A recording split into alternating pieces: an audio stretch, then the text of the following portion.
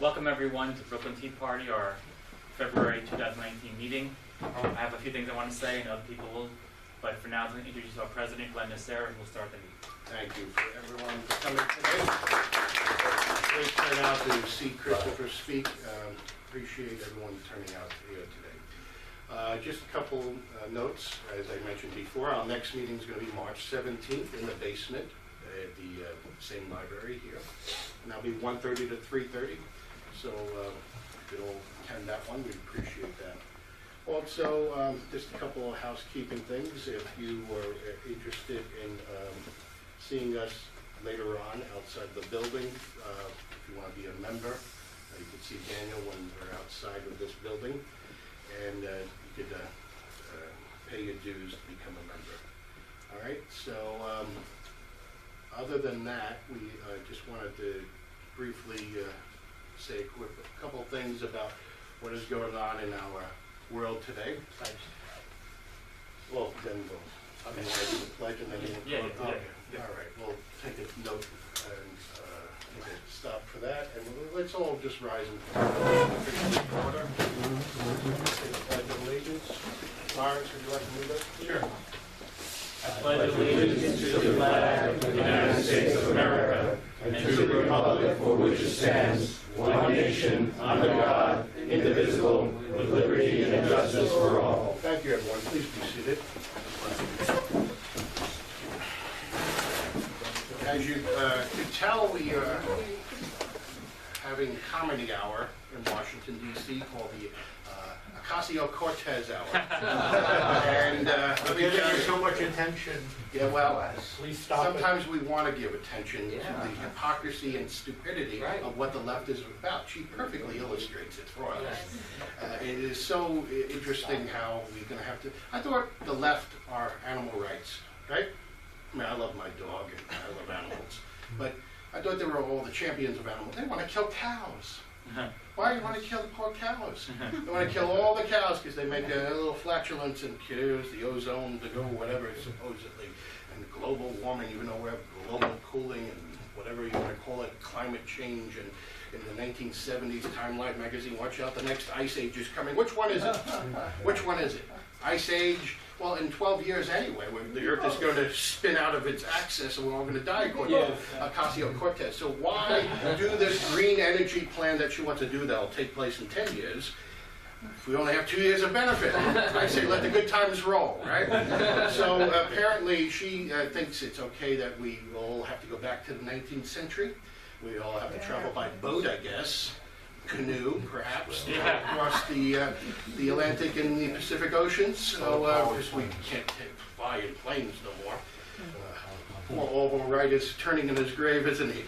So she wants to get rid of the planes, and they're really serious about this. This is what's quite scary or hilarious, because if there's too many morons that follow this, then we're in trouble. As we can tell by living in New York City, we're in trouble to begin with.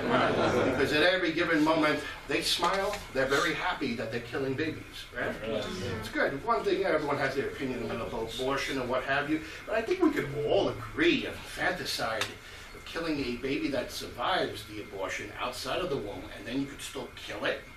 I think we could call that murder. Can't we all agree with that? Anyone would agree with abortion, right? Isn't that really murder?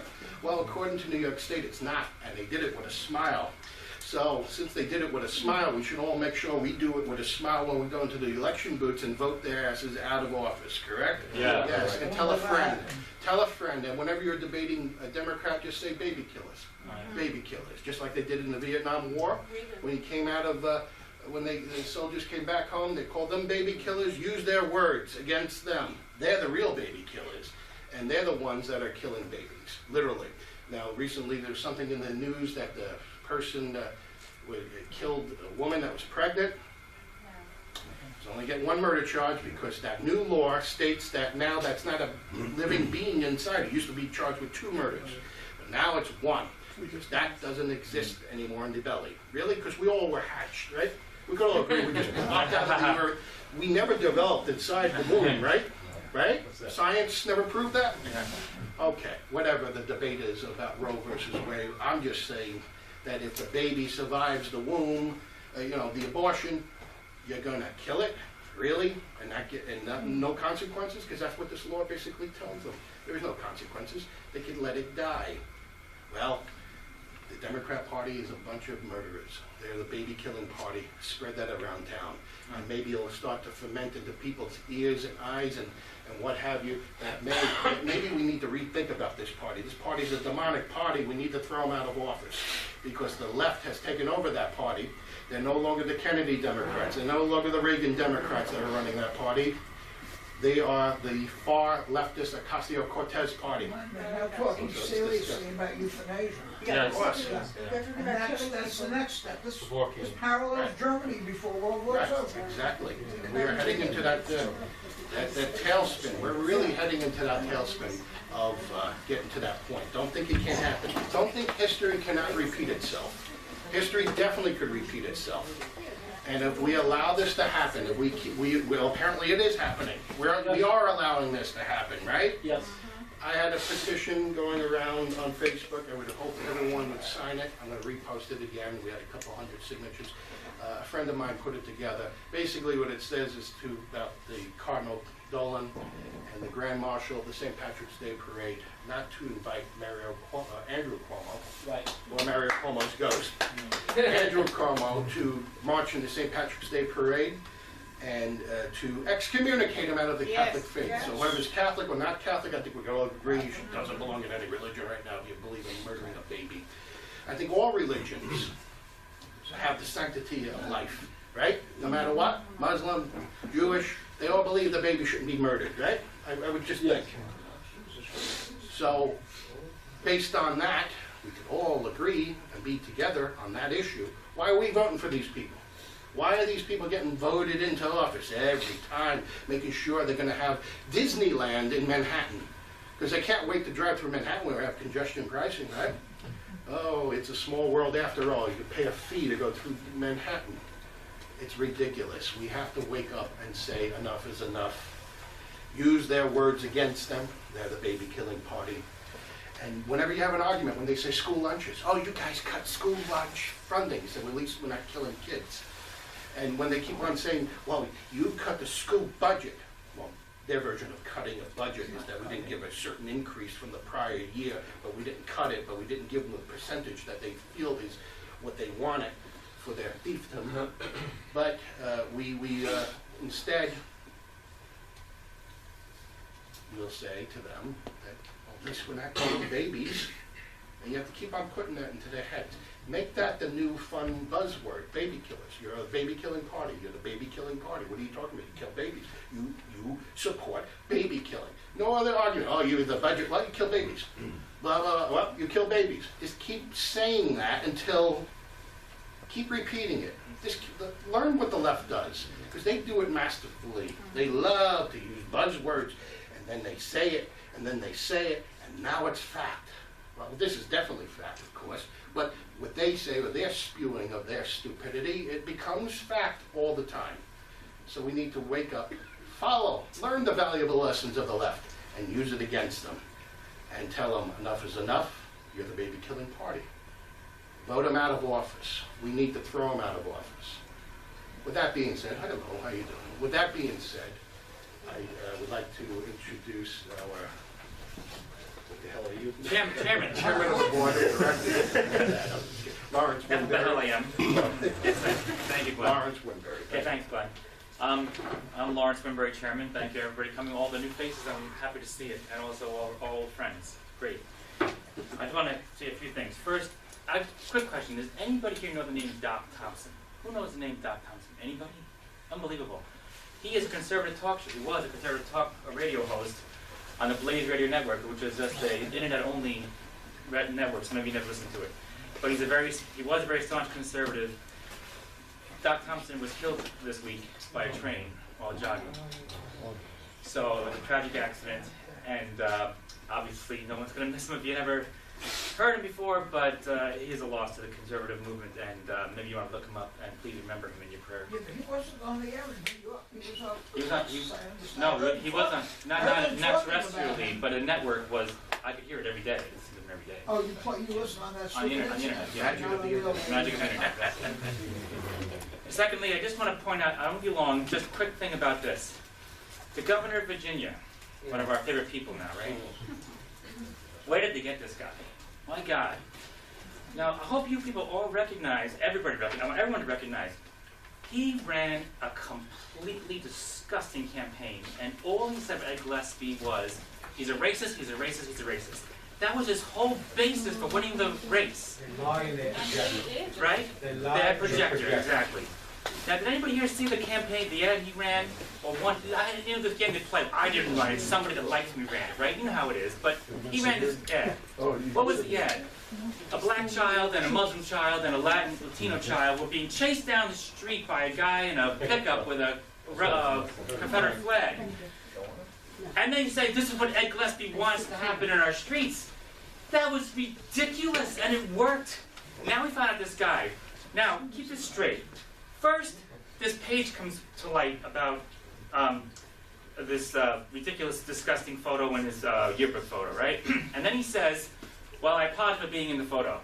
Then what does he say? Well, I wasn't in the photo. Then he says, I knew the moment I was in the photo, I wasn't in it.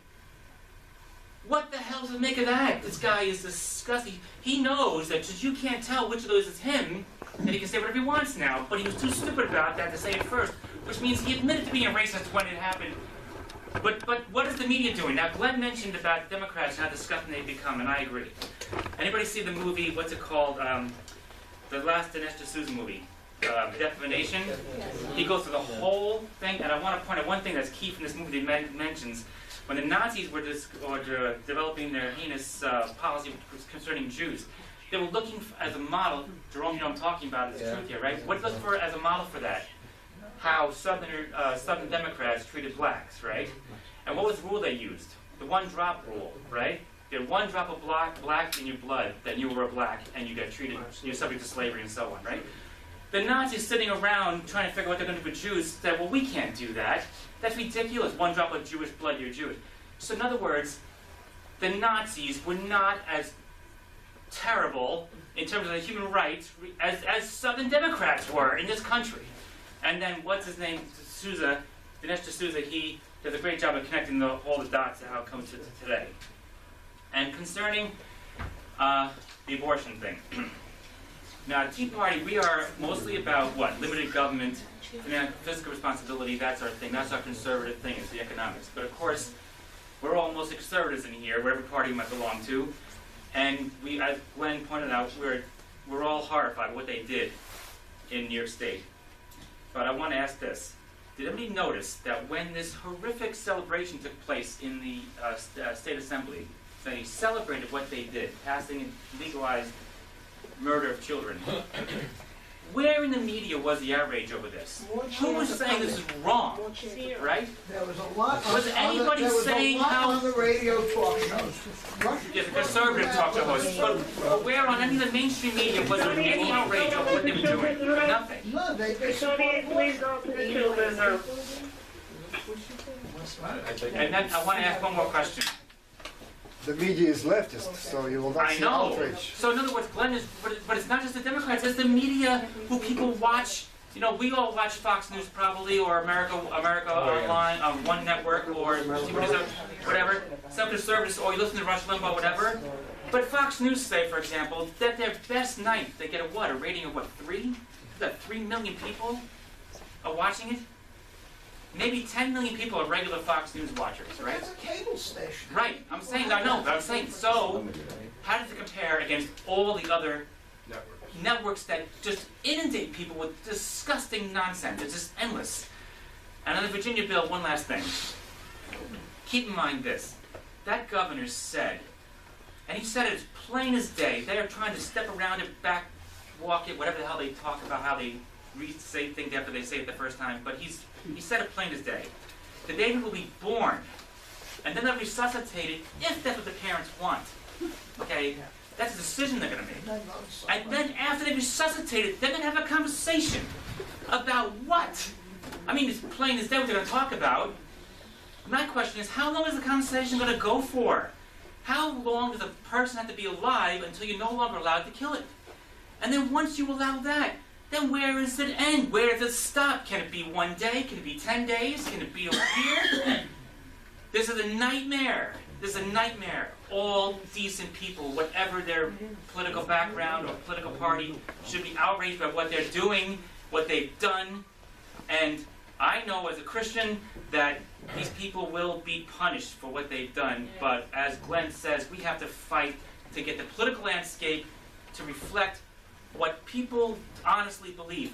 I can't believe that the majority of people in America want this to be the case. I can't believe it. I don't think it's that case. We have to fight, and I hope you all will join What us. about the other 2/3 of that Virginia government? Oh, yeah, well, exactly, and the Virginia Democrats.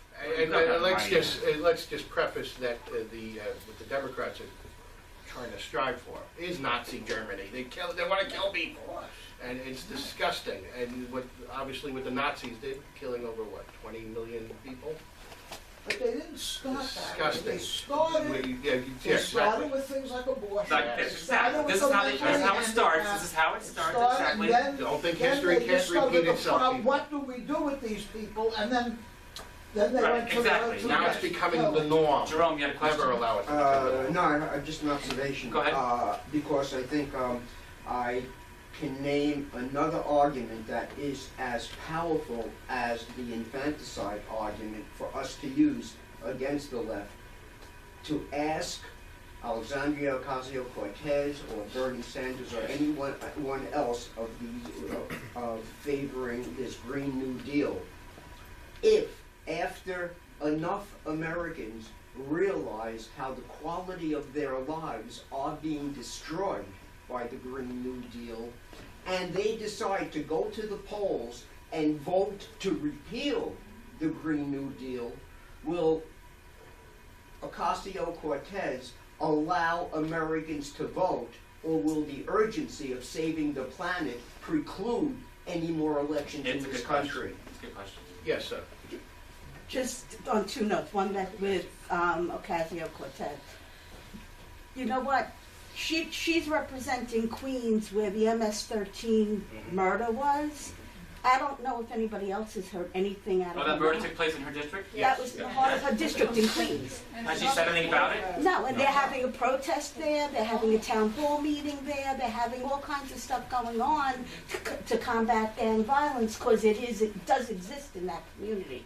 It's Corona and Jackson Heights. Those people have blinders on. But she won by a fluke. She didn't win because people really wanted her. But that was on that thing. The second thing about that Health Act with Cuomo, people aren't even talking about the fact that they decriminalized the murder of an unborn child. We just had the case of the woman that was killed by her boyfriend. We mentioned that. Oh, okay, I didn't hear that. Yeah. Sorry. And one more thing, just quick. Manny Alejandro really was trying to get here. He's stuck in Queens at a Prince conference, so he said to say hi to everyone. Thank you very much. Thank you very much. Okay, go ahead. Just to say that Ocasio has also come up with something that I read, which is 80 years is enough of life, and after you reach 80, that's it. Oh, that goes back to Obama. Then that news conference when Obama was asked about this woman had a grandmother, and should she get a replacement knee? Well, she's too old. We'll just give her a painkiller. She'll just, So, you know. you could add baby murdering, you could add, They don't value life. They don't think of us as individuals, as in God's image. They don't think of any of that. We're just warm bodies to them. Control. I spent some of the hopeless cause campaigning against Ocasio. Also By the way, Cottrell did do that. Please give him a hand. He tried to stop her. Also known as occasional cortex. There are people calling out other names that I can't even repeat. We're in a children's room. That's right. AOC is another outrageous clown. Go ahead. And Amazon wants to bring jobs into a district, and she's opposing it. She's a freshman member of Congress. She has not figured out how to set up a congressional office in the district yet. I mean, people who got elected to Congress for the first time, they already have their offices up and running, but she cannot figure out how to open a congressional office. That's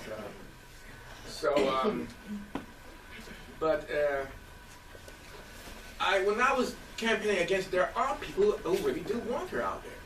There are people who seriously think she's the best thing to slice bread. Okay. I know. To send it to you. I'll pay the freight. Just send us back some barbecue, right? Yeah. They've got to Yeah.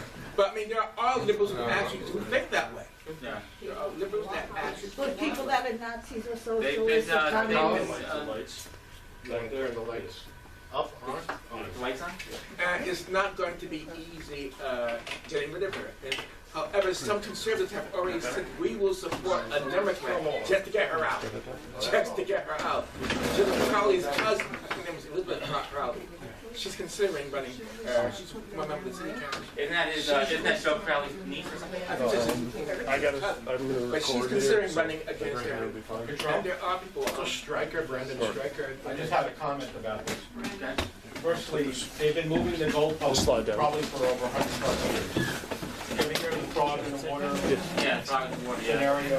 Yeah. People don't realize, and as much as I hate to say it, conservatism hasn't, modern conservatism hasn't done the job of pushing back on it, Forget about the MSM, the mainstream media. That's going to go away in the next generation. Because we've got a lot of other alternative mediums.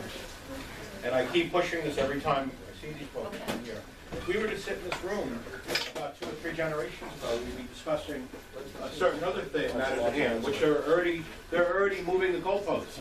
So we're losing this thing. We're losing. That's why I see You know why we're losing? passionate about this. You know why? So not everyone. We discussed Democrats, we discussed the media. Another problem is Republicans who don't fight. Right. Yeah, but they're rhinos, they're Republicans, and they're unholy. There's a lot of good Democrats that are out there, by the way. I wouldn't be part of Really? Democrats. Okay, name Yes, one. there are. Where are they? You've got guys in Ohio, and there's some in Texas, and there's some Really? in South. Sherrod Brown just went on the air and said that Trump is a racist. I'm not talking about Sherrod Brown. Okay. There's a couple of other lesser-known Democrats. There's not enough of them. Not enough of them. They're highly outnumbered. So you can't say They that keep they're all voting for Nancy Democrats. Pelosi, I'm sure. I would have been a Democrat if I was born a few generations earlier. By the way. But it was a different type of Well, Democrat. who was it? Reagan said that he knew the Democratic Party. The Democratic Party left him. Remember that? Right. But I started out as an independent. The only reason why I'm a Republican is so I could vote in some of the primaries. Because I don't agree with the Republicans. I hear. I'm a conservative. Yeah. Conservative Party. Yes. I'm the executive secretary You and Sean of Kings Hannity. County. I'm also in the conservative party, not in the Republican. Okay, good. Well, we have other parties. Okay, we're gonna get started now with the presentation. I'll have Glenn introduce him. Yes. But please, I've noticed in the past, we love your enthusiasm. We love that you're impassioned about what we're trying to fight for, all that stuff, but we have to have some order in our meetings, please. So, please let our speaker finish his presentation, after which we'll have an organized Q&A. If you have a question to ask the man after the presentation, please remember it or write it down, and I'll get to everybody when the presentation is done. Okay, thank you. Mr. President. Yes, I would like to introduce, without further ado, our guest speaker, Christopher Wright.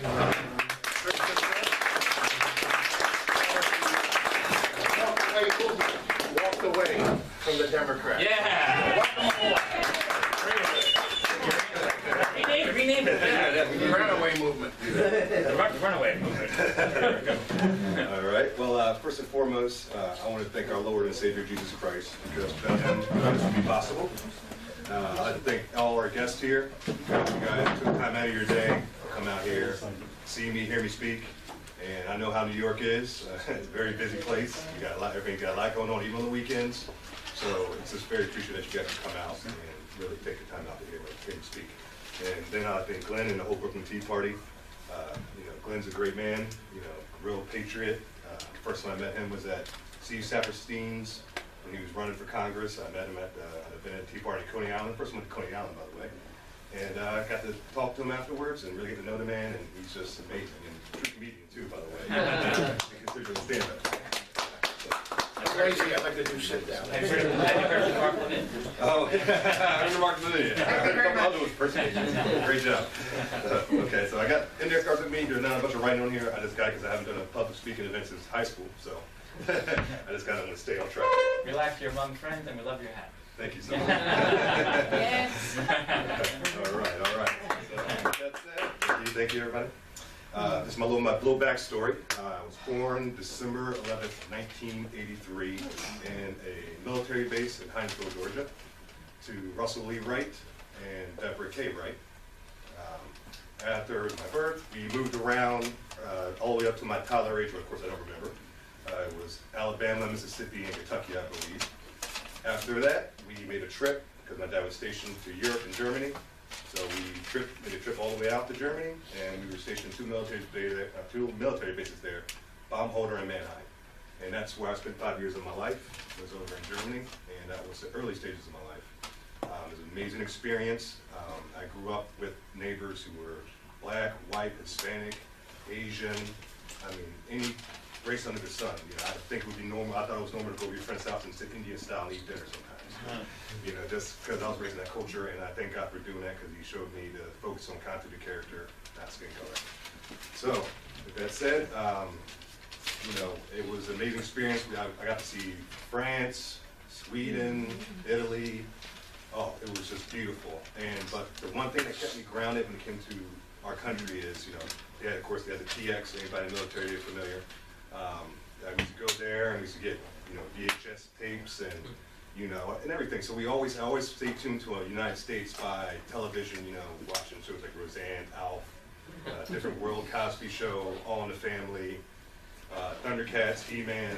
I mean, I can go on and on for days. It was just a lot of great measured Transformers, a lot of great American television, and oh yeah, Voltron. You gotta have your Voltron, you know. Yeah, so it was just Defender of the universe. Yeah, exactly. He-Man and Skeletor, of course. That looks like Nancy Pelosi, by the way. Yes. So it was, you know, I was literally not knowing at that age I was getting a dose of Americana right into my veins, like pure needle.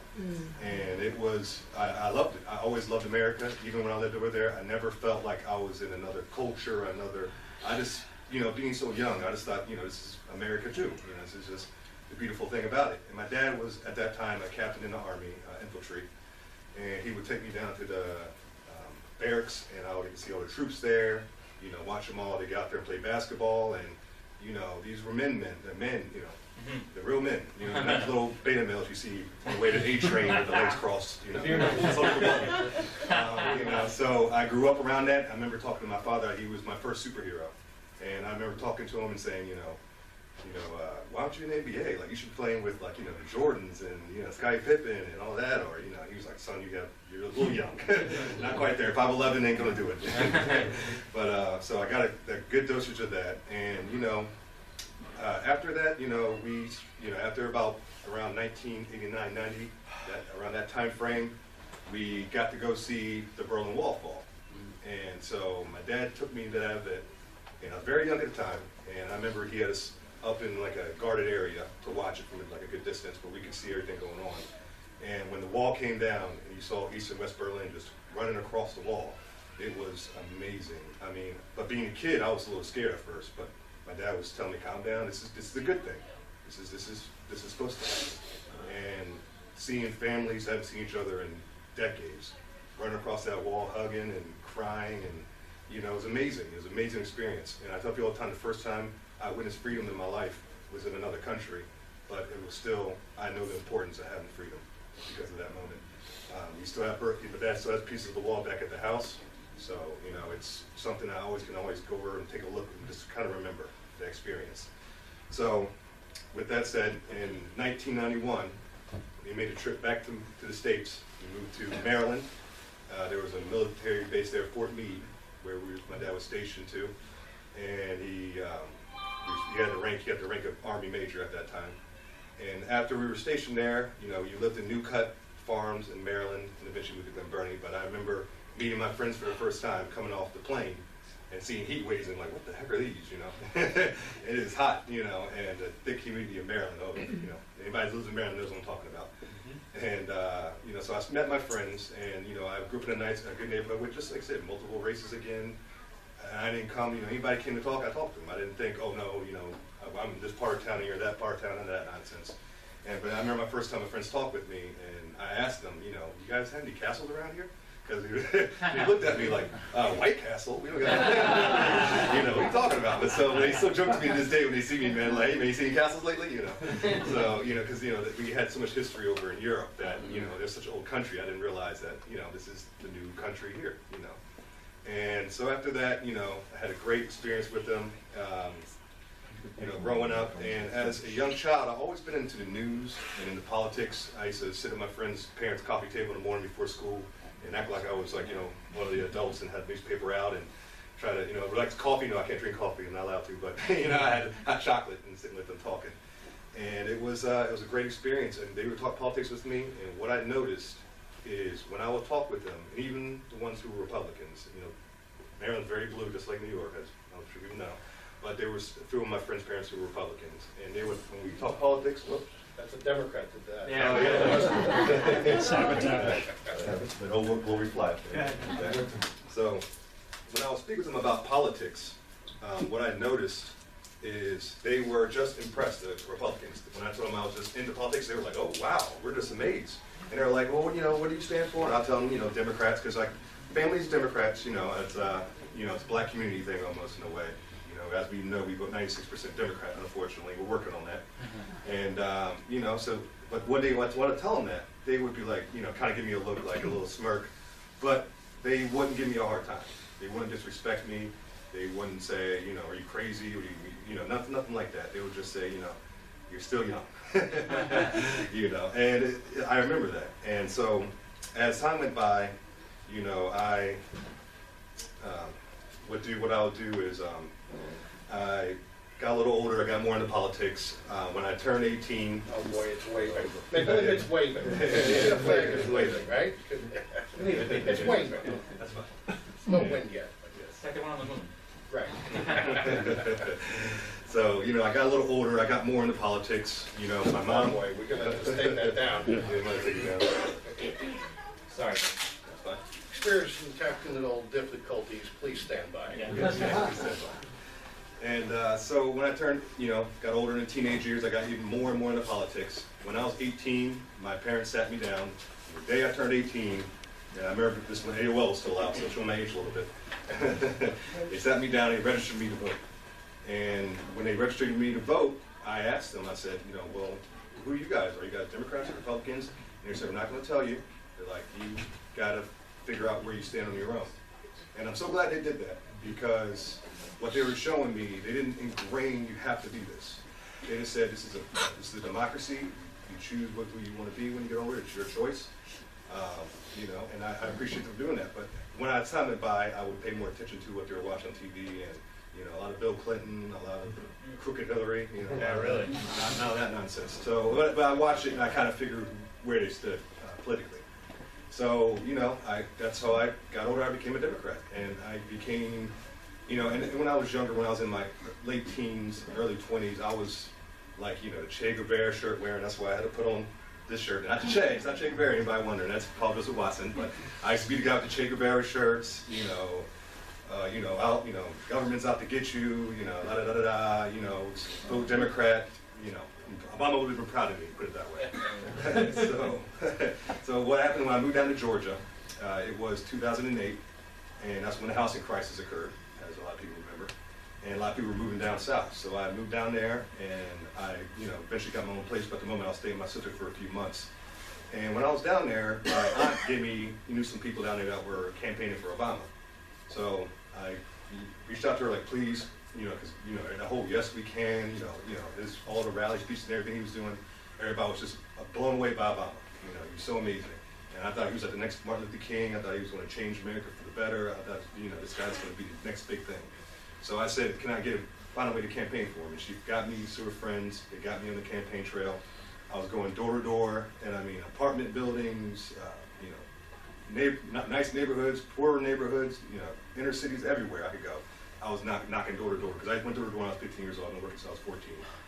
And when I did that, I was able to get Obama around over 500 votes just on my own, because I was just grinding every day. That was like my job. You're the reason why. Yeah. He lost by like 12% in Georgia, by the way. So that's only Atlanta's blue there. Everything else, all the rest of the state's red. So, but I worked very hard, and I thought, I was like, man, I really made change in the country. We're going to really change things around.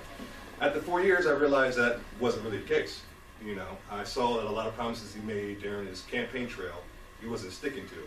And he was doing certain things that he didn't even say in his campaign trail that he was trying to get past. And, Obamacare and all that nonsense was just, where is this coming from? Like, this is not what you were running So when I noticed that, I kind of put two and two together, and I said, this man, he is not for the American people. He is not, you know, and first time I ever in my life would consider conservatism. And before I continue with that story, the first time I've heard about conservatism, I really heard about it, was I was working for Comcast in Georgia. I was a cable guy, worked for Comcast for 5 years. And I went to a gentleman's home one day, and, you know, I knocked on his door, he came to the door, and this was like, I guess, the stereotypical, you know, evil, white, racist, you know, yada, yada, yada. Long, stringy hair, white beater on, Budweiser cans all over the place, Confederate flags hanging up. I was like, oh, where the heck is that?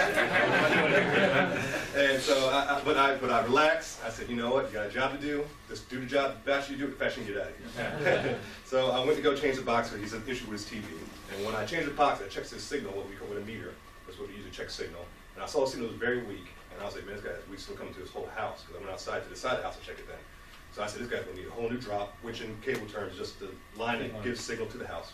And it was aerial, so I had to go, you know, the ladder on the pole, get up there, change the whole drop, really do some work in the Georgia sun.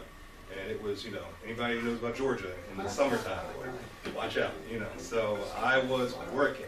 And so this guy saw me, and he saw me working outside, grinding, sweating, and he came outside, he said, young man, I didn't know you had to do all this today. I thought you just had to change the box out. You're right here really working. He's like, I want to get you some food, I want to get you some drinks, you know, I want to take care of you. Thank you for doing what you're doing. I said, okay, yes, sir.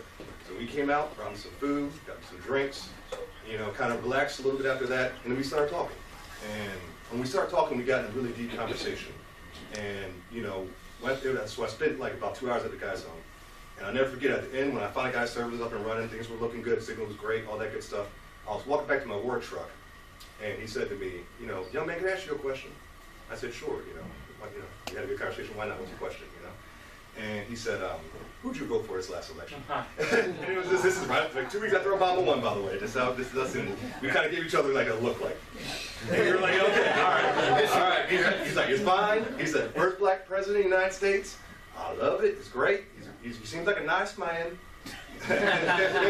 He's like, and guess what? I hope he does a good job, because if he does a good job, the country's going to do well. And when he said that, it kind of caught me off guard a little bit. I'm like, whoa, I thought you were like the opposition. I thought you were the enemy in a way.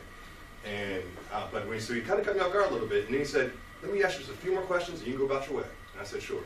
He's like, do you believe in a smaller government? I said, yes. Do you believe in Christianity, Christian values? Yes. Do you believe in traditional family values? Yes. Do you believe in protecting the Constitution, gun rights? Boom, boom, boom. Just down the line. Yes, yes, yes, yes, yes, yes, yes, yes. All the way down. And he said, you know what that was? I said, no, sir. He said, that was conservatism.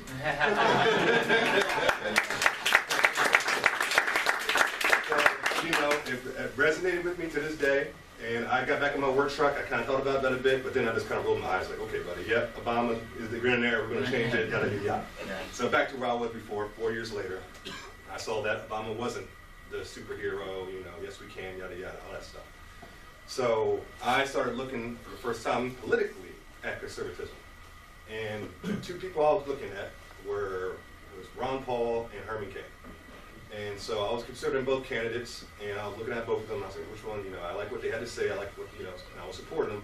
But first, what I saw, one of the main enemies of the country, for the first time, and noticed them really well, was the mainstream media. Right. Because what the mainstream media did, first with Ron Paul, as you know, I believe it was, he won Iowa, I believe it was. And when he won, I saw what they did. They would talk, you know, broadcasting, okay, this is the top 5 Republican candidates in the primary, yada, yada, yada. And then when they went to number 1, which was Ron Paul, they would just skip it and not even say anything. And say, number 2, you know, Herman Cain, number 3, Mitt Romney, and just go on. And I saw all the stations doing the same thing. I'm like, wow, they're not even going to say the man's name. Like, you know, I hate him or love him or believe in his policies or not, he still won. Give the man his credit. And so I saw how he cut him totally out, just totally stopped talking about him. And eventually he fell off the campaign trail and lost his position, and that was in Ron Paul. Herman Cain, I remember he was doing well at one point too. He had that one commercial with the guy smoking a cigarette with his friend and all that, like to show like, hey, you know, we're going, you know, no political correctness anymore. Like pretty much what he was saying in that commercial. That was pretty funny. But I also liked his message. He's a businessman. You know, I thought he would be great for the economy, bringing jobs back in the country. So I like what the man had to say, but then they had, you know, all these women that supposedly had affairs and them back in the day, and they brought them all out, And, you know, so after that, he just backed away. And honestly, I think he backed away not because he was guilty, because as you see recently with these current accusations, they're lying a lot of times. I just think he was worried about his business. He said, you know, if I fight this and whatever, win or lose, my business is going to be affected. So let me just step away and let him have it. So with that said, like, man, I want to go to conservatives, I want to check conservatives and Republicans out, really want to do it, but this guy's not going to be the guy to make you switch. This guy was just plain Jane, you know, just, you know, nothing about him to me really stood out to like where I really want to support him. So I went to vote Obama again. As you know, he got reelected. And, you know, we got 4 years of Obama.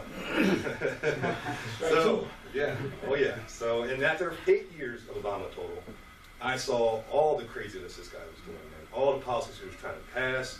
I mean, he was trying to get men in the ladies' room. Oh, you know, okay, you got to put a dress on before you go there. Then you can go to the ladies' room. And he was just, like, you know, the stuff he was talking about, things he was saying on TV. He was disrespecting the primary candidates on the Republican side who were running. I'm like, you're the President of the United States. Like, why are you talking about candidates on the other side, opposition, that are running? Like, you should be governing. And then he was on the campaign trail. And then Hillary was with him, and they were all just going around the country campaigning. I'm like, this guy is still president, and he's campaigning for, you know, a woman that was supposed to be his, you know, his little enemy back in the day. And now they're best buds. And Michelle's hugging up on her, and, you know, it's all love and dove. I'm like, what? This is just so wrong. And, of course, the mainstream media was doing what the mainstream media does. And what caught my attention in 2016, as soon as the name Dr. Ben Carson was announced, I didn't care if you ran for Republican, Democrat, Libertarian, Green Party, you know, anything. I would have supported Dr. Ben Carson. Thanks. There we go. Yeah, that's real. Yeah, let it be. Because Dr. Ben Carson, I grew up with him. My dad, who is a pastor to this day at a Seventh-day Adventist church, my dad met Dr. Ben Carson about 3 or 4 times in the past. When I was a little boy, he gave me the book Gifted Hands. And he gave me that book, and he told me, son, I want you to read this because you can be a black man in this country. You don't have to play basketball, or be a rapper, or anything like that. You can be a successful person in this country just if you work hard enough.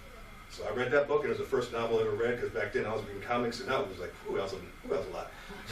But that book was so interesting, I read the whole thing from front to back, and it was life-changing. He was an amazing man. The first black man first doctor, first neurosurgeon to separate Siamese twins from the brain. Amazing man. So when he ran, and not to mention he dissed Obama during that Obamacare situation too. That's pretty cool. I was like, yeah. But so when he ran, I was all Dr. Ben Carson. No questions asked. I didn't want no arguments. I don't care what anybody says. I don't care. I'm going Dr. Ben Carson. I went online, and I always talk politics on social media, all the way from MySpace to Facebook to Instagram, all this new stuff. And I always was talking about Democrats. So every 2 to 4 years, I'll say I'm voting for this leftist, that leftist. And everybody was, oh, Chris, you're so smart, you're so intelligent, well-spoken. I love it when you talk politics, yada, yada, yada. As soon as I said I'm voting for Dr. Ben Carson, things changed very quickly. Because remember, I come from a very blue state, too, in Maryland. So childhood friends were like, hey, what do you mean, Dr. Ben Carson? You know he's Republican? Like, what are you doing? Like, are you crazy? Like, what is your problem, man? I'm like, whoa. I'm like, calm down. It's like, this is a good man. Like, give him an opportunity. There's nothing wrong with Dr. Ben Carson. But they were giving me a hard time. And so I didn't care. I was still coming out, showing my support. But I saw family and friends both like kind of look at me with a side eye, like, okay. And what happened with Dr. Ben Carson is that same enemy I told you about before came back and attacked again. And that enemy was the mainstream media. And what the mainstream media did was they lied to him when it came to West Point. Because if you see when he talked about West Point, he just said that they considered him to go to the school. He was talking to some administration there and everything like that but he told them at the end of the day, I don't want to go to military college because I want to graduate and go straight to my career field. And thank you for the opportunity, but thank you, but no thank you, pretty much. So what the media did is they took that statement and said, oh, he said he got accepted to West Point, but we just did research and he has no documentation of him being accepted to the school. So they totally lied, and they totally, on this man's character, everything. Called him a liar, all kinds of stuff. He was slow. This stuff, I was like, what are they talking about? And then, for the first and only time in my life, I saw Dr. Ben Carson come out and do an interview right after that, and he was pissed. I don't know how to say it. He was yelling, he was upset, and what he was saying was straight truth and facts. And I was like, man, but he was raising his voice, very upset, frustrated with the media, and I was still like, okay, well said, you got your back. But then people come out and said, oh, he's too soft-spoken, and he's this, he's that. And that just, from that point on, he slowly fell off the campaign trail. And he was right there at that time, #1 in the primaries at that time. So when I saw that, I was livid with the media. I was done with them, the mainstream media, I call them. I was just nothing, I had nothing, I wanted nothing to do with it. I saw that they're the one to decide who the president is, not the American people. Well, they tried. They tried. Let me phrase that. So after that, somebody I saw, who I noticed as well, but who I really got my attention came out, and was named Donald J. Trump.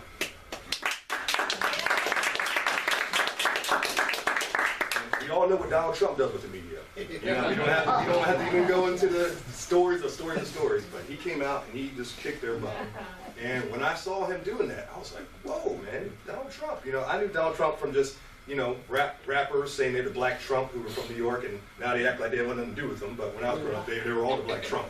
And he was a billionaire, and he was successful, and he had all these real estate all over the place. Home Alone, he was popped up in there for Home Alone 2. So I just thought he was just a cool dude, just, you know, who made a bunch of money. And, you know, I thought, honestly, when he was running, he was just trying to get his name out there for his business. Just to look good on his resume, you know. I ran for president in, you know, 2016. So when he came out and bashed the media, and not only that, when they were doing one of the debates, Dr. Ben Carson came out, and the music didn't come on, and he didn't hear it, and he just stood there. And Donald Trump came, and when he came, he stopped and stood next to Dr. Ben Carson. Yes. And when I saw that, I was like, wow, like, look at the respect he shows Dr. Ben Carson, the respect that he deserves. And the media, other candidates were whatever, the left, we don't care about them. But they were all disrespecting him, and the man who treated him with respect was Donald J. Trump. So when I saw that, I said, okay, let me see what this man's about. So thank goodness we live in the year of YouTube, so I was able to go on YouTube, just go to a bunch of previous Donald Trump speeches, watch all his rallies from that point on. I watched, and they were packed, by the way. But I was watching some of his old speeches, even back in the 80s. And one of the famous ones I'm sure everybody might have seen before was the one that he did with Oprah Winfrey. Yes. And that was amazing. If you ever seen it, please, I recommend watching it. Because, you know, what he said in that speech is what you hear him saying to this day. And Oprah was, you can tell she was impressed by what he had to say. And she said to him at the very end, she said, will you ever consider running for president of the United States? He said, Oprah, that's not what I want to do. That's not in my consideration. But if they ever got the opportunity where things got too bad, I would run. And then I thought, of course, I'm thinking he's running right now. And look how bad the country's off right now. And so I'm like, he wasn't lying about that. He was telling the truth. So when he did that, I was like, wow, this is amazing. Like how he's doing this. This is, so I stuck to just watching his rallies after that. And I watched his rallies. This guy was packing stadiums, filling the whole place up. And so when the media was coming out and saying he has a 10% chance of winning and Hillary has 90% and she's going to, I was like, I'm watching Hillary's rally. She can't even fill up a library, never less a football stadium or something like that. Trump was filling out, putting numbers in. And it was a great thing. And I was like, I'm looking at this as just a logical citizen watching this campaign. He's filling out stadiums. She can't fill out a library. I think he's going to win. So I went online, said Dr. McCarthy was no longer in the campaign trail. Then I said, I'm coming out, I'm going to vote for Donald J. Trump. And when I did that on Facebook, you would have think a nuke went off. It was, oh man, I'm talking aunts, uncles, siblings, my older sister. I mean, everybody attacked. My friends from Maryland, childhood friends, came after me. And they came after me full force. And they were just yelling. And you can't yell on social media. I could just hear them yelling through the social media. Did they try to do an exorcism on you? Yeah, I think so. Exactly. I think they were trying to do that, looking back at it. And once they did that, I was like shocked by some of the things we're saying because, even a few of my white friends were saying things to me like borderline racist almost. And I'm like, what is going on? I was so shocked, I didn't know how to respond. My good friend Doug Kelly, shout out to Doug by the way, he called me during the process and he said, bro, you hear what they're saying on you, man? Are you going to sit here and take that? Are you going to fight back or what? So I'm like, you're right. So that's what I did. I decided to fight back. And when I fought back with them with truth, facts, evidence. And when I hit them there, they just backed up. They were like, whoa, what's going on here? What's all this information you're giving us? I'm like, it's called facts. You guys don't have it. So I was hitting them with it. And when I was hitting them with it, people will come from, I was arguing with at least 5 or 6 people at a time usually on social media. And I would just sit there and I would school every single one of them one by one until, I got my point across. And it got to the point all the way up to election day, election night, and you know, it was like like crazy on social media that day. And you know, but I went on there and I said, Trump's gonna win. Trump has it in the bag. Like, you know, you'll see. And you know, as we all know, our president, you know, he did his thing. He won that election, and you know, Crooked Hillary got dismissed. I loved it. It was like a bomb went off in New York the next day. I rode the train on purpose, you know, I take the bus to work just to see those faces. It was beautiful. So beautiful. It was so beautiful. And then I did a meme as well. Like 3 o'clock in the morning when he finally announced, because you know they took forever to announce that President Trump won. When he finally made the official announcement, I made a meme of those things. Game of Thrones, but it had Hillary's face on one of the queens. And she was walking, and she walked to the window and stood there and fell out the window. And I said, checkmate, I win. So with that said, you know, you know, it being Black History Month, you know, one of the things that really caught my attention, Black conservatism, what really helped me come over and make that switch was, you know, Dr. Ben Carson, of course, was like the official, but I had a moment also with my best friend Doug, who I mentioned this just now, where we were in his kitchen, and he was telling me about Rush Limbaugh, Neil Bortz, Larry Elder, amazing man, I love Larry Elder. And when he did that, that was, he said, you know, you gotta check these guys out. So I kind of looked at him a little bit, listened to him a little bit, but I was just like, man, you know what you're doing, you know what you're talking about, I'm a Democrat, yada, yada, yada. So when I came to Maryland to visit him, we got in an argument in his kitchen in front of the entire family. And, you know, when you have best friends, when you argue with a good friend, it's passionate, you just go at it. People might think you're fighting, but you guys know you're not going to fight. You're just trying to get this person to change their mind. And we just argue. And I said, look, you know what? Let history determine who's right and who's wrong. You know, we'll see. So after that point, I went and did some research. I looked at the history of the Democratic Party. I saw that the party created the KKK, the party that was responsible for segregation, for lynching, for, you know, for blacks not being able to vote. I mean, anything you can think that was done to the black community in a negative way, it was done by the Democrats. All the way from slavery, you know. Abortion. Margaret Sanger. Abortion. Abe Lincoln was a Republican. Yeah. It actually used to be When the Democratic Party was founded, they only wanted white males who had paid off their mortgages to vote. Wow. I guess I can't vote then. You had to pay off your mortgage before you could vote. That was a Democratic idea. Yeah. See? And then when I looked at it, I was like, wow, look at this. Like, you know, look at all the stuff they've done to the black community. I mean, they would rip show up the slave ship. They would, first thing they do is take the black father out of the family picture, and then they will keep, you know, the mother and the kids, and usually a lot of times bedwench with the mother as well. So they were raping, and they were pillaging, they were doing all this to the black community. And when I looked at it, I said, aren't they kind of doing that still to this very day with the welfare system? Yeah. And I put 2 and 2 together, and I was like, wow, they're using government funds, telling black women, hey, we'll give you more money if you can put on paper that there's no white man living in your house. So they buy, you know, more government money. You know, and then, you know, I saw that they were still playing the same game, but in a different way. And instead of KKK, they got Black Lives Matter.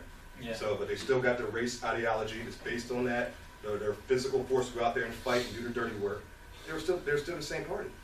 And so I was like, well, what about the Democrats? What about the Republicans? You know, what's their history? And a man that helped me find out that true history was Dinesh D'Souza with the movie Hillary's America. The Death of the Nation, great movie as well, by the way. And when I saw Hillary's America, at the end of the movie, I was in tears. It was amazing. I learned, you know, I always respected like people like Davy Crockett and love her history.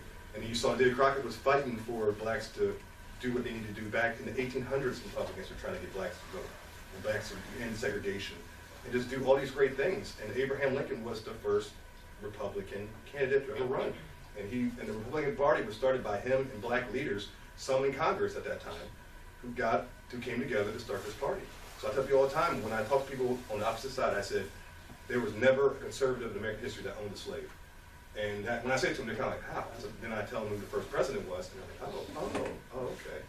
So, you know, I just did my history. And when I did my history, I learned, I called my friend up, he was at work, you know, does HVAC, DJK and Sons, by the way, anybody in Maryland needs HVAC, works in 14, great employee, great worker.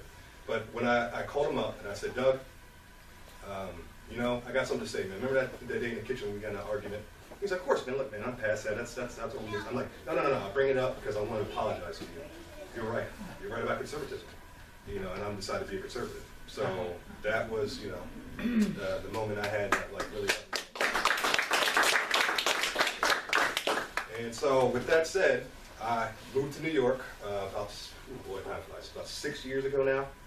And, you know, I was, you know, conservative, Trump all the way, all that good stuff. But then I walked around New York and I see wasn't too many people like me that were thinking the same thing.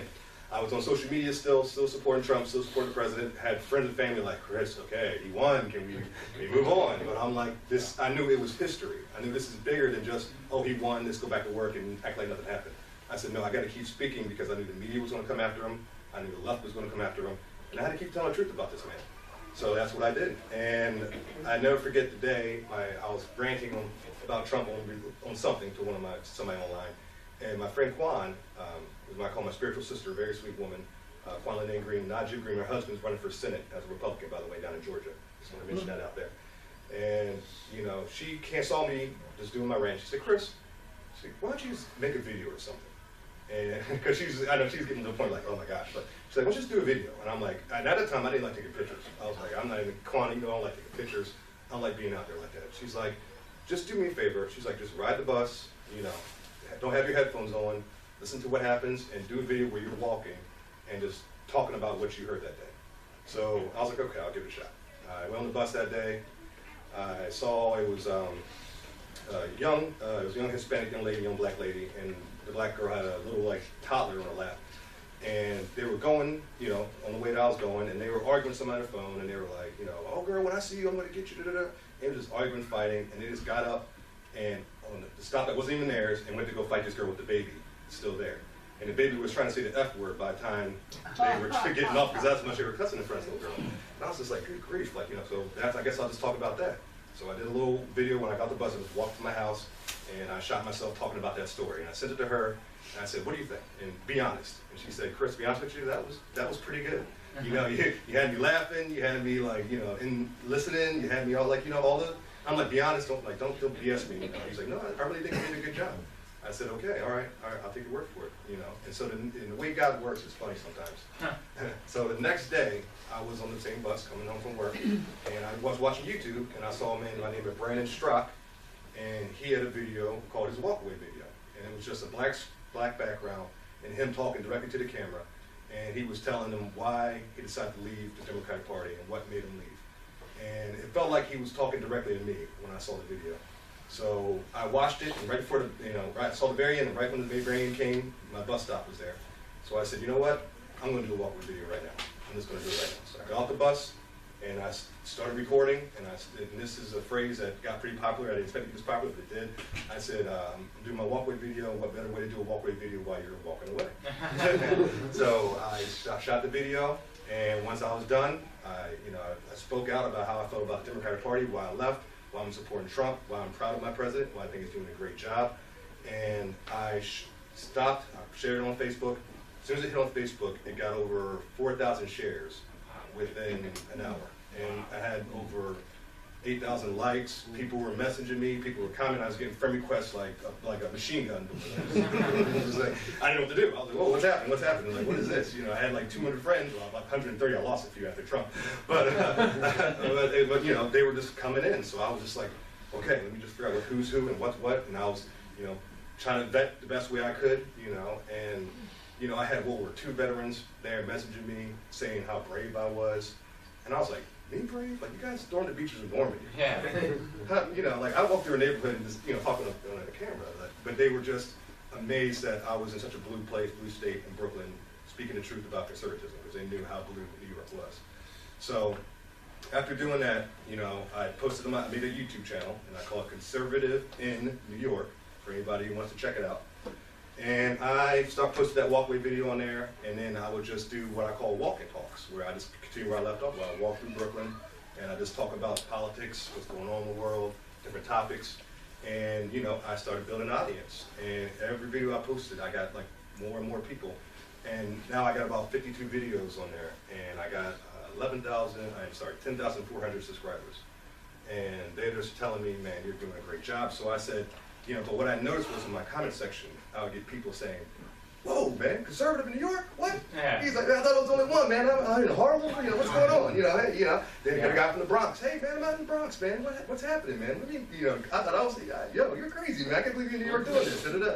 Guys from Queens, guys from Staten Island, every borough, they were reaching out to me, and they were saying just like, where can we go? What can we do? How can we join you? How can we, and I didn't have an answer for them. I did my own videos. I expect people to be reaching out to me talking about, how can we join you or be a part of what you're doing? So what I started doing, I said I need to create a group for like-minded individuals, young conservative-minded individuals, not rhinos. Now, let me make that clear. And I wanted to find a way to get them all together and see what I could do. So I just went on Facebook, created a little private group page. I started posting on my personal page saying, hey, I got this group, come check it out. If you're in the New York or New Jersey area, please reach out. And I called that group the CRA, and that's Conservative Republican Alliance, New York, to be specific.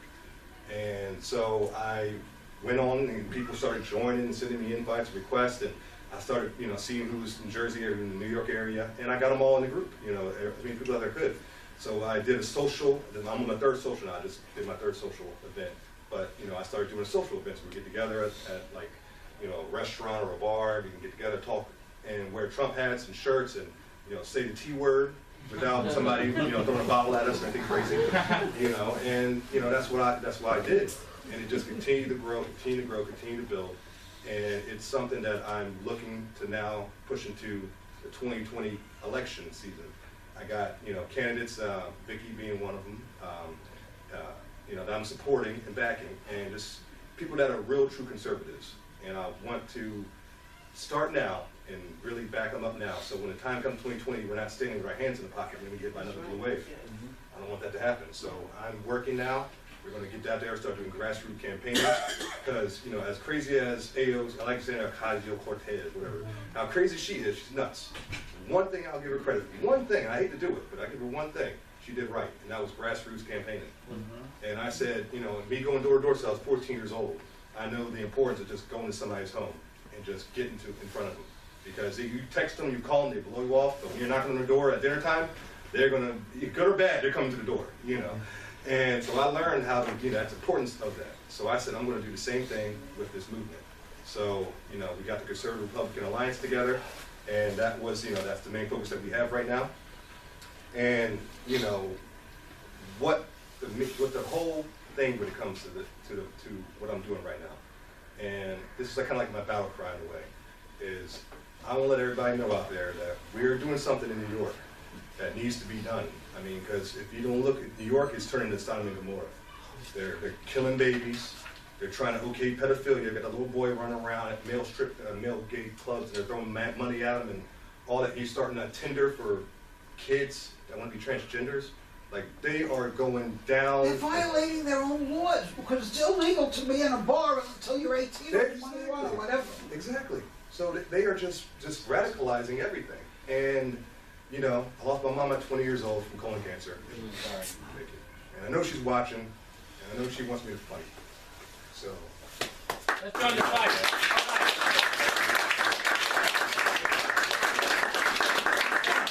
So there's many questions. We did Q&A, right? Yes. Yeah, I know there's many questions, and I want to have it organized. I'm going to start first, but I'll have a quick one. And please. Wait, hold up. Okay. Do we have enough column? Good. Is it still rolling? I hope. Looks like it. Okay. Okay, and please, when you do ask a question, try to keep it to a single sentence question. Everybody has questions. We be fair. Everybody have a chance. So please make it a single sentence question. Ask him a question, and he'll have time to answer. My first quick question for you is: you mentioned the man on your shirt here. Yes. First, I want to mention quickly. Conservatism is the new counterculture. I love it. That is perfect. It is the positive form of, we've talked a long time now about green is the new red, which is definitely true, but this is the positive form, and I love it. Please tell us who this man is and what he's about. This man, for short, PJW, but his full name is Paul Joseph Watson. And he is a political commentator, and he is an amazing man. He was one of the guys who I would follow on YouTube and often hear what he had to say. And he's not even native-born American. He's from Europe, but yet he loves his country so much that he would get out and do his YouTube videos, and he would fight, man. And this guy, political correctness is not in his vocabulary. Good. Very funny also. And so, after watching him, I thought he was amazing, and I'm hoping my best to one day get to meet him and shake his hand, man to man, and just thank him for being one of the strong voices that got me. Okay, great. Thank you very much. I'll go around the room. Who's next over here? Ramon, you have a question? Go ahead. Yeah, so what is your take, because this concept of men using the women's bathroom because they have dresses on, what would you like to see done with that? I'd like to see them go into the men's room. Now, because at the end of the day, this is what's going to happen, as we all know. When there's sick individuals out there, there's pedophiles out there, and they say all I gotta do to get and see a young girl's private parts or a woman's private parts or maybe be around that is put on a dress. No, actually, Or the other way around. do you know now, because I work for CUNY, you have to think that you feel like a woman. Oh, that's right. And now I could be wearing this. In fact, maybe I'll go to the bathroom I need a dress. and I feel at the moment like a woman, and I could go into a woman's bathroom. You cannot question it. Thank you, liberals. Yeah. Thank you. So all the sickos out there, I'm sure they're going to obey those rules and not do anything like that. I don't know. Yeah. Okay, Howard? Have you walked around, when you came here today, you walk around the city, do you wear, well, not just the shirt, the MAGA hat? And did you just put it on when you came in? Because the reason why I ask is I know people that do it, and even in a slightly more modern area, it's going to conjure at least some discussion. Yes. Depending on even what your background is. Yes. Because you're a black person, because I have friends of mine who are black that were also, they lean to the right politically, and they don't even wear a MAGA hat. I mean, my friend had, who lived in Queens, got offered to arrows from his friends that he grew up with, family members, same exact thing. When I listen to you, I'm listening to my good friend John Canal, that encountered the same issue. And we talked about it, and he's definitely taken a lot of the arrows. So, Okay, so have you wore the MAGA hat? Yes, I've worn the MAGA hat. And did it conjure up discussion or even worse? Oh yeah, oh yeah. To be honest with you, it conjured up more discussion than I expected. Right. Than I expected. But with that said, I got more crooked eyes and dirty looks than It's right back. and but what I noticed, if you're strong, you're confident, and I think it's also just not to put race involved, but it's being a black man, Right. they give you a little more space. You threw him off guard. Threw them off guard. Really. I think they're kind of sitting there like in shock by the time I leave, they want to say something wrong. So, I'll tell you real quick. but not real quick though. Okay, when I was at the Hillary Trump debate in Hofstra, there was a group of Haitians protesting against Hillary Clinton. And the white liberals in that crowd didn't know how to handle them. They didn't know what to do with They them. don't. Because all they got is their trigger points, their trigger words. Exactly. Oh, you're a racist. They're the real bigot, you're racists. not. You don't know that. They're Yeah, the real racists. exactly, Yes. exactly. In the back there, I'll get you next. Go ahead. Just part of what you're saying, you're not, I'm very involved with the police department and veterans. So Thank you. I've told you this on Facebook, but I'm very proud of you standing up, and I just think it's amazing because a lot of the cops and veterans can't. What's your question? The black ones. Yeah. Question? Okay, Bill, But that's good. No, I'm done. that's you have a fine. question? I'm Okay, done. so much. Thank you for Don't that. worry Thank about you for that. it. That's I fine. was gonna- Thank you. Okay, ma'am? Yeah, how many people here are aware of the yellow vests? Yeah, No, no, that's Oh, right. yeah, okay. Yes. All right, so my question to you is, I think it would be a good idea, not just political activity, but some kind of protest activity about the abortion thing, for You know, I might add, they're gonna have a major march in Albany in June. You can look it up. Uh-huh. Can you tell us about it real quick? Well, can I? Okay, go ahead, finish. Go ahead, finish. So I'd like to know if your group is involved or interested in that kind of thing. Oh, definitely, definitely. Our group, we're going to get out there and march and do what we have to do. There's a gentleman back there, Derek Gibson, guy's a true patriot, and we want to do red. We're talking about doing a red hat day and just really get out. And I want the CRA to be a part of all of that because not only are we going to have socials and hang out, but I want to get in the streets. I want to grassroots, and grassroots is not only just going door to door, but it's just going out into the public, going to marches, doing what you got to do to get the word and message out there.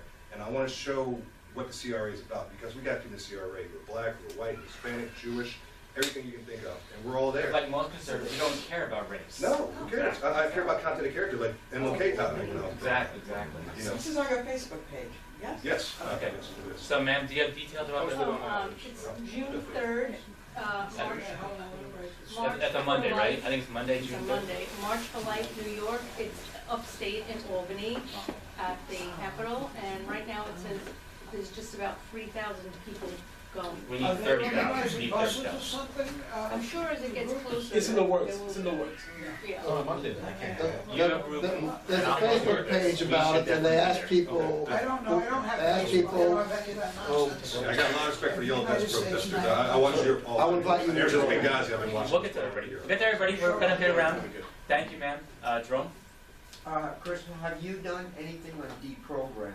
The people who basically look at the world, not like you did, through your own eyes, but through other people's eyes, and so they're always afraid of that. Have you done any work in finding these kind of people who would at first roll their eyes at you, and then finally you get them to listen to you and connect with reality the way they don't, they just connect with other people. Any work? Oh yeah, experience like that? definitely. I mean, even from just being on social media, what I've done, I've gotten to the point now where I debate, like when I talk to other, black people who aren't so don't think logically, so logically politically. They don't. They're not dumb people, not necessarily. Just don't know politics too well. And I have this argument routine. They come out at me. They say, "Oh, you Uncle Tom, you coon, that." They call you that? Oh, yeah. I had white people call me. I had white people call me that. Even white people say, No, I'm saying black people. Black people too. Oh yeah, definitely. Both, all races, all kinds of races call me that. That's disgusting. So I got to the point when it first, knows no bounds. of course, first when it happened, it was like, whoa, what the heck is this? But now I'm at a point where I'm so, I hear it so often that's just like, rain on the shoulder, like whatever. Because I go, okay, well, you go back to your Democrat plantation, the KKK party, and they're like, what do you mean? Oh, well, I'm not a KKK. I'm like, well, if you look at history, who started KKK? It was the Democrats. And who started Planned Parenthood? For what reason? It's all because Margaret Sanger wanted to kill blacks because they said they were growing like weeds. So when I did, I go from we go back and forth, and then when I can see them getting quiet, because they're kind of quiet because they're going to Google and they're searching what I'm saying. And then when they come back, they always do the same thing. I got this routine. They say, "Well, I'm not on either side. I'm not a Democrat. I'm not a Republican. I'm an independent." You're independent that checks D every time you go in the voting booth every 4 years. That's not independent. That's a Democrat. Yeah. They always say that the Republican Party is different than it was back then, and the Democrat Party is different. But really? You're still for abortion? You're still killing babies? Oh, you're but it's a different, aren't you? Jerome, do you mind I give an example of what you're talking about? Would you ever consider talking in a black church? Oh, definitely. Have you tried yet? Not yet. I haven't. I think you have a chance to do something there. That's a great idea, and I'm glad you brought that up because there's a gentleman I know. His first name's Richard. I'm not going to say his full name, but he is from the Bed-Stuy area. He doesn't live there no more where I live in Bed-Stuy, and he has reached out to me, and he's told me he knows a lot of black churches in the area. He knows a lot of college campuses in the area, so he wants to work with helping me there. And when you mentioned that, I'm going to mention to him that can I talk. Great. So that's a good idea. Okay. I'm sorry. You have a question, man? You know what I find? Okay. Oh, I'm sorry. Go ahead. Quick. It's very hard to get in churches because I tried that, and they say they don't want politics. Look, they'll take Democrats all day long. Yeah, and they disrespect the president while they're on the sermon all the time. I hear them disrespect my church and disrespect the president so much I left the church. They let the Clinton witch in there, and she started, talking like a black person. Oh my God! Hot sauce. You ever hot sauce with her? Oh, the hot sauce in the bag. Oh yeah. I like that. Hey, vote for me. I got hot sauce in my So bag. insulting. Okay, man, you have a question? Or? Time. Go ahead. I just want to say the reason they're not letting us into the churches because the Democrat Party have paid the pastors and the people that run the church. That's why we can't get in. I experienced this while I was campaigning with someone. They wouldn't let him speak at certain churches because. Well, we have to either break that wall down or expose it. So You're not doing an election, you're not campaigning, you're just speaking. You're speaking, It's right? a big difference. Ma'am, go ahead. No, that's what I'm saying. He just went to go speak. Yeah, I get it. We're going to work on And that. then Thank you. Could you tell us about your trip to the White House? Oh, yeah. I want to mention that in my speech, yes. Okay, go ahead. So, with that said, after my YouTube channel started getting bigger and bigger, I met a guy, Joshua at the Fault, at a meetup, for a Trump supporter meetup. And when I met Joshua, I raised my hand at the very end of the Q&A and I said, how can a black man in New York help bring conservatism into the state. And everybody gave me a standing ovation when I said that. So he came up to me afterwards and he said, you need to make videos. You need to start making videos. So that's what, you know, as time went by, I told you a story about how I started making videos. When I had about 20, 25 videos made, I reached out, emailed Joshua because I had his card, I had his information. I said, check out my YouTube channel now. Hey, I got a little following here. Yeah. And he's like, and I'm like, and YBLS was just announced 2 days prior. So I went on Anthony Brian Logan. He's the one who announced on his YouTube channel. I went on his through the website. Yeah. And then I filled out the application. They accepted it. When I reached out to Joshua, Joshua said, you're in here, man, trust me. Brandon Tatum then emailed me personally and said, I've been watching what you're doing. I want you at the White House. I said, okay, all right, I've argued with you guys, you know. So I went to YBLS, Young Black Leadership Summit. It was the largest gathering of black conservatives in American history. Wow. Oh, yeah, amazing. 8 October, I can't remember the exact day, I think it was October. There you go. Diamond was there as well. Where was it? It was in Washington, D.C. Diamond. And so, you know, I went there, I met so many young minds, it was amazing. I mean, there's people, Chandler Crump, big shout out here, and his older brother too. I'm down with him. And Candace Owens. Candace Owens? Candace Owens, Brandon Tatum, Dr. Ben Carson, Stacey Dash. Oh man, they had so many people there. It was absolutely amazing. David Harris Jr., can't forget David Harris Jr. And, you know, these young people would come up to me and they were saying, oh my gosh, Chris, like, you know, I love your channel because I love what you're doing. I watch you all the time. And you can tell they were watching me more than they watched CNN and MSNBC and all that because they're the internet generation. Gen Z's internet generation. They grew up on the internet, not on television. So when they watch, get their news, they get the news from YouTube, not from the mainstream media. So that was the first good thing. And so I was so excited about that. And then we got to go to the White House and meet the President of the United States. Wow. It was absolutely amazing, historical. I mean, Diamond was there. She knows she was there. And I was so in awe. I took if you see my Facebook, on my Facebook notes, I took like 1,000 pictures that day.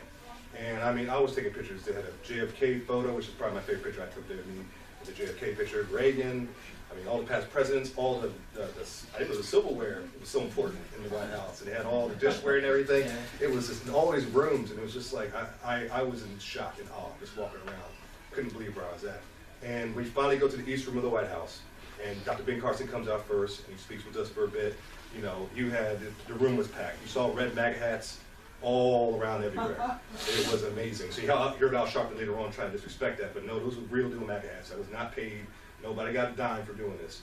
We all were there just to support. And when Dr. Ben Carson left, Trump, you know, he took his time a little bit. You know, he was on Twitter tweeting, so people were like, hey, you just sent a tweet. So we do it. So he was doing what Trump does, you know. And I'm telling people all the time, when he came out to speak, it felt like the cool uncle at Thanksgiving coming over. And it was just, he came out, he wasn't, he's not presidential enough or whatever. He just came out, was just real.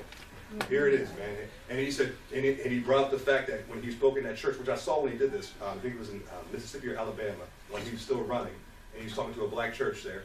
And one of the things he said to him, and he talked about the Democratic Party and the history with the black community, and he says, why don't you give us a try? What do you got to lose? What do you got to lose? And he said that again to us, and we were just clapping and cheering. We were even chanting "Build a Wall" for a bit. We were doing it all. We were just, you know, it was amazing. He did an amazing speech. He stayed afterwards, shook people's hands, signed people's hats. Amazing. I tried to get up there, get my hat signed. It was so packed by the time I got up there, I couldn't quite get there. Diamond, she got her hat signed, so she got there. And, you know, so she really, you know, it was amazing. No way.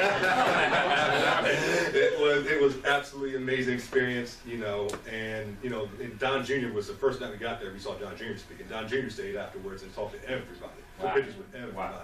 It was amazing. This man is now filled with envy. I feel it coming off. Calm down, it's all right. But no, it was truly a historical moment in American history, and one of the most memorable moments. I put that up there right with the Berlin Wall fall. That was right there. Well, next year's will be bigger. Okay, so that's a question next. Steve, I have a question. Steve, go ahead. Okay.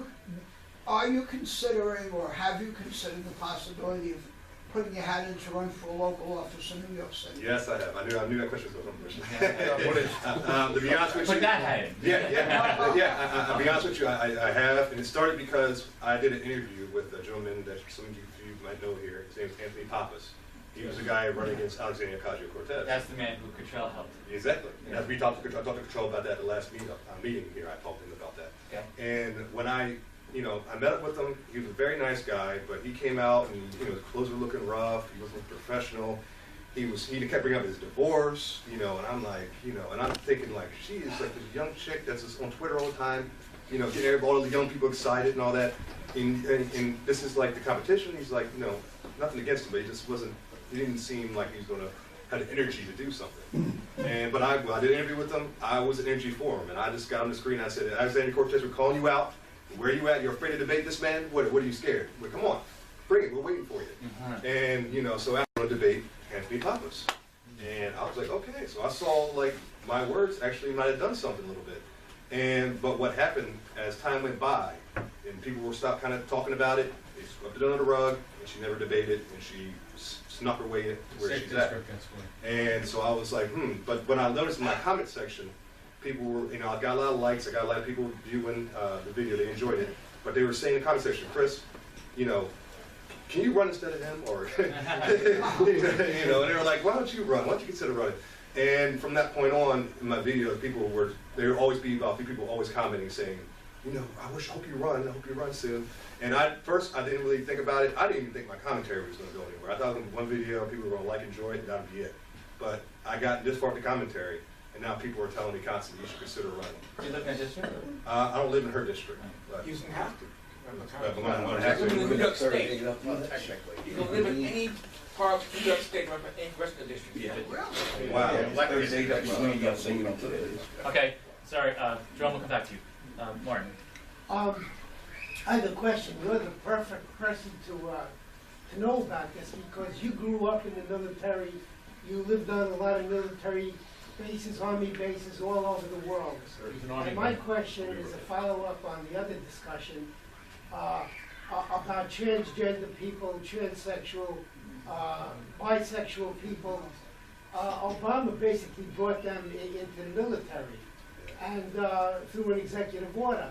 Now, my first question is, do you think they can do a proper job? Whatever their job is in the military, can they do their job adequately?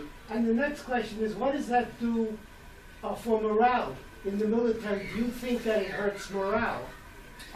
Good question. Good question. To be honest with you, when it comes to, especially when it comes to bisexual and transgender, I think a lot of times that's a mental disorder.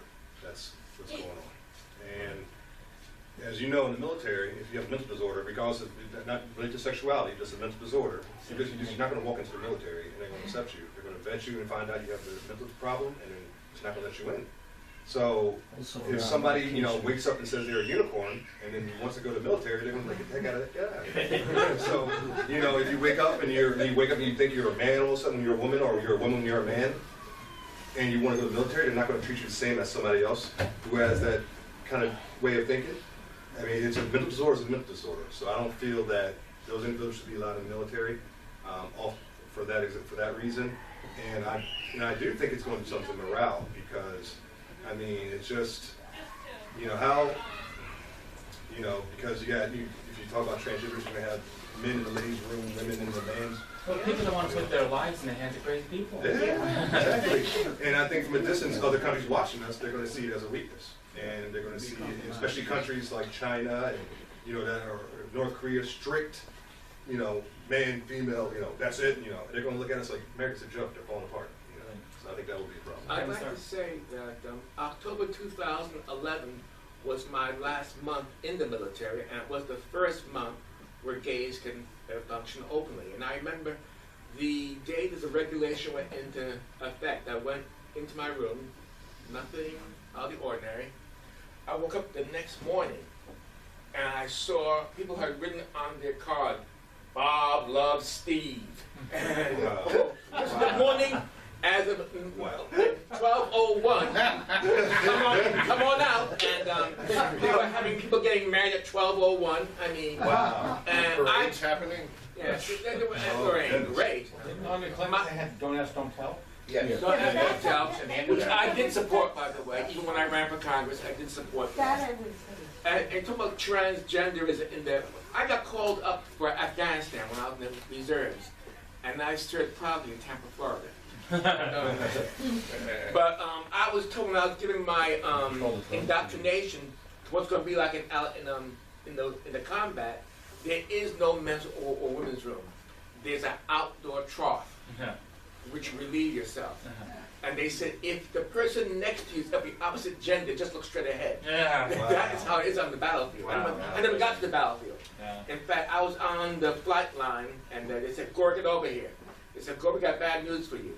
You're not going to Afghanistan with your friends. You're going all by yourself to Tampa, Florida. What did you do? We apologize. And I said, apology accepted, sir. Okay, thank you. Okay, next question, sir. Hey, Chris. Hey, Mark, what's going on? You and I spend a lot of time together. We talk a lot behind the scenes, and my question for you is this. You want to tell the crowd who you are? Oh, my name is Mark, and Chris is becoming a close friend of mine, and I came out to support him today. And also, he's my personal trainer also as well. You know, he has time free. So. Okay. Yes. Good man. Thank you. So, I think most of us in this room would agree that Trump will get reelected fairly easily in 2020. Never say fairly Considering that the Democratic Party has moved so far left, and they're obsessed with identity politics, and you know they're in love with abortion and all that kind of stuff. You know, they're making it very easy for centrists and independents to to move into the Trump camp. My question for you is there anyone on the Democratic side that you think could make things interesting? Because from what I see, the people who've declared as of yet are a bunch of far left clowns, but is there anyone who hasn't declared who could be well, you know, the socialist relations. Yeah. I was going to Neil knows about Neil Kinnock. Neil Kinnock, yeah. Yeah, he worked. Okay, and so is there anyone on the Democratic side that you think could beat Trump? or at least make it interesting? Make it interesting. Okay. First and foremost, Pocahontas has no shot. Right. Call her Pocahontas. Pocahontas, she has no shot at all. But I feel that there's two people I'm keep my eye on.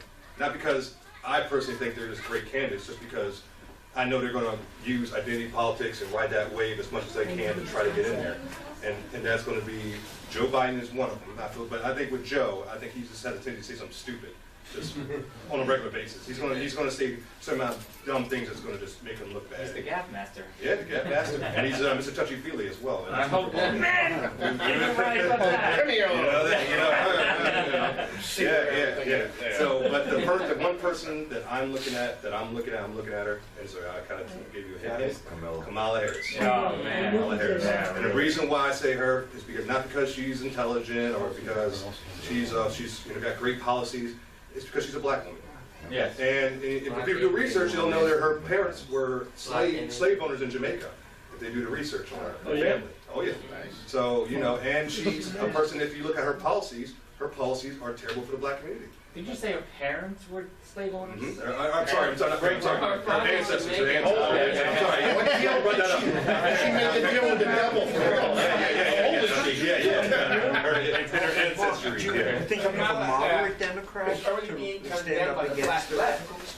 Yeah, I was thinking. I'm only allowed on one liberal page. They don't let me on, but one liberal page lets me on, and they're all putting down Kamala Harris as not far left enough. Not far left enough. But it's policies, as you know, her policies she's passed have been not far leftist, policies that they really want in their. Okay, I feel like it's really interesting. Ma'am, you have another question? She was known as a hard-ass prosecutor. That's right, she was. Maybe that's why the left doesn't like her. Exactly. Prostitute away from me. Okay, well, this year, treat that as a story. We don't know. No, that's not a real prostitute. I'm saying what she did. Okay, quiet, please. Sir, question? I just want to make a statement, not so much of a Fine, question. fine. But I think also it's important for the group to acknowledge that besides political, we also need to take care of ourselves in our health and also in our finance, because that's gonna make the group stronger. And sorry that your mom passed away with cancer, but it's we also need to take a little bit of time to focus on those areas, and that's gonna build the whole foundation much stronger and much unity. And maybe we could dedicate a little bit of time or resource into those areas that could share down the line with that. Good idea. Thank you very much. We'll have a softball game. Yeah. Yeah. Jerome, another question? Have you given thought to the question, can I accomplish more good for the country as an educator, as doing what I've been doing, rather than as a candidate running for office or a politician? He's this guy. He's Mr. Heidler, you gotta yeah, he's good. guy, Yeah. And to be honest with you, that's why I started Conservative Republican Alliance. Of course. And when I started the group, when people were reaching out, because people reached out to me prior to that, say I should run. I started the group, and when I started the group, people would still say you should run. I'm like, the reason I'm not so quick to run, because I think I can do more as the leader of this group than I can if I was just a candidate. Because as we know, if I became a candidate, I had to fall into a certain line. I couldn't say this anymore. I couldn't talk about this anymore. I have, lobbyists who get involved, all this stuff where you have to be the And it's politician. worse if you become a legislator and you got to deal with everyone else on your committee who does not think the way you do, and you got to compromise to get a legislative majority and all that stuff. Exactly. That wears you down. Yeah, exactly. It wears you down. And so I'm like, would I be, and if I lost, then what would it really prove? I spent all this time getting worn down, and I lost, to have nothing to show for it, when I could have been having a group, getting people involved, young people involved. Because my main goal with Conservative Republican Alliance, and this is the truth here, I'm trying to get the Gen Z. Because when I went to the young YBLS, and Gen Z is 18 or younger, kids people are Absolutely. And the reason why I'm so focused on them, because when I went to YBLS, man, those kids, the 16, 15 come up to me, and they were just amazed that I was a celebrity, and I'm just like, good. Whoa. And I'm like, if I can get to them, because they are open ears. The future is in their hands. They are listeners. They listen. People my age, millennials, they're just here to trump and cut me off. Yeah. Okay, you're all asking great questions, but it's getting long meeting, and we're at our closeout time, so we'll have two more questions. Go ahead, question. I have a question. Ramona, go ahead. When you were talking before, Rich, you mentioned like the transgender people. The problem is that I hope someone can help me. Either in 1968 or 78 or whatever, the American Psychological Association took out being gay as a form of mental illness. That's right. So They were threatened. They were threatened to doing that. So that's the problem. That's how come they can go around. The problem is that it's norm and normal. It's not the norm to be transgender. And so you have a problem. These people need help and they need counseling, and because they did that, not only can they not get help because they're seen now as not having a problem, but it makes it hard because it's a double-edged sword. Like, we can't say certain things because it's supposed to be normal. Ramona is But in the community, that's why they have the highest suicide rate in the LGBT community. Is transgender. How about that woman that drove a family off a cliff in California last year? Oh, my family goodness. of children. Are you serious? Yeah, so you hear that story? No. She was driving along, 6 kids and her lover in her car, right off the cliff to kill them all. Because she was crazy. Ramona, what has come of this community is they're just another group that the left will exploit. They're not going to stop if we don't fight. So. I have a friend who's transgender, Yeah. who is actually a veteran, who served tours overseas, combat veteran, was during the time of Don't Ask, Don't Tell. So really, I think she now is the best person because she actually went through the whole process, and she's now a woman. And she's accepted, but the thing is that she agrees. There's no place to be transgendering in the military. Right. When she was in the military, she was a man, she acted like a man, she watched out for her buddies, she did everything that a man would do. When she got out, then she went through she spoke to people, she started going through the process.